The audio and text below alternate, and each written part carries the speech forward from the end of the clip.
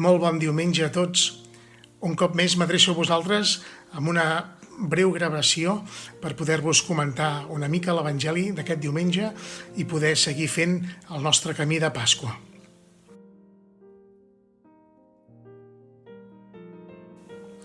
En primer lloc, rescato aquesta invitació, aquest bon desig que té Jesús pels seus deixebles i que també el té per nosaltres, que els vostres cors se serenin. Sense pau ens és molt difícil entendre, ens és molt difícil captar, ens és molt difícil digerir la proposta de l'Evangeli, la proposta de Jesús mateix.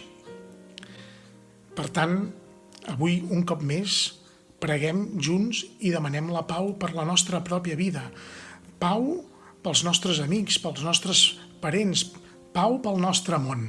No ens cansem mai de demanar la pau per tots aquells que estimem i per tots aquells que la busquen i la necessiten.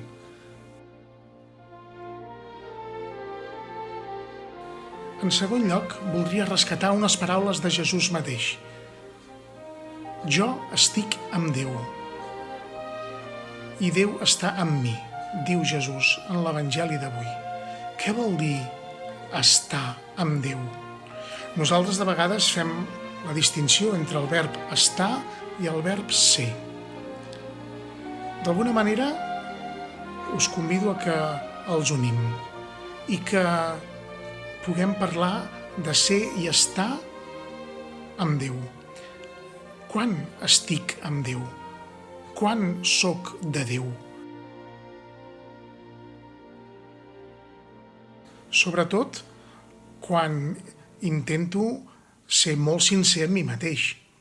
Quan sóc sincer, realment sóc capaç de trobar-me unit, desitjo estar unit a Déu mateix, perquè desitjo viure en veritat.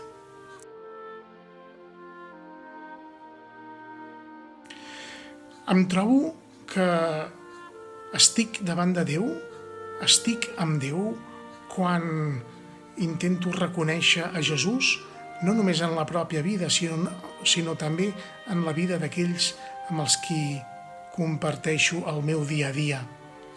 I sóc capaç de demanar i de viure amb humilitat, de donar joc, de donar espai a tothom, que n'és d'important viure i demanar el do de la humilitat. I estic amb Déu també quan intento que la meva pregària no sigui només un parlar per parlar, sinó sigui també un servei, un compromís, un voler apropar-me a tothom, absolutament a tothom.